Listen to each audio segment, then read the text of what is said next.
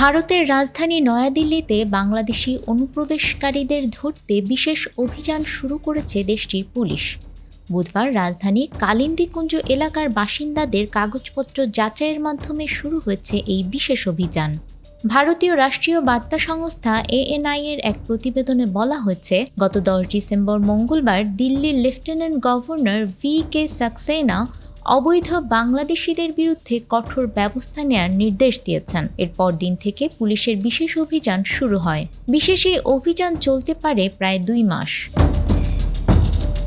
Governor সাক্সেনার কার্যালয় মঙ্গলবার দিল্লির মুখ্যমন্ত্রী ও পুলিশ কমিশনারকে একটি চিঠি দেয়। চিঠিতে অবৈধভাবে বসবাসকারী বাংলাদেশিদের বিরুদ্ধে কঠোর ব্যবস্থা গ্রহণের নির্দেশ দেওয়া হয়েছে।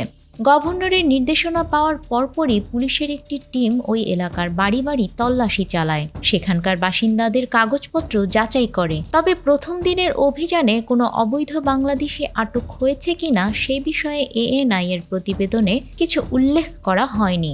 পুলিশ কর্মকর্তারা জানিয়েছেন, অভিযানে কোনো বাংলাদেশির কাছে ভারতে অবস্থানকালে কোনো বৈধ কাগজপত্র পাওয়া না গেলে তাদের বাংলাদেশে ফেরত পাঠানো হবে। কয়েকদিন আগে দিল্লির মুসলিম নেতাদের একটি প্রতিনিধি দল গভর্নর সাক্সেনার সঙ্গে দেখা করে দিল্লিতে অবৈধভাবে প্রবেশকারীদের ক্রমবর্ধমান উপস্থিতি নিয়ে উদ্বেগ প্রকাশ করেন এবং সমস্যার সমাধানে জরুরি ব্যবস্থা গ্রহণের আহ্বান জানান। নিউজ ডেস্ক, আমাদের সময়।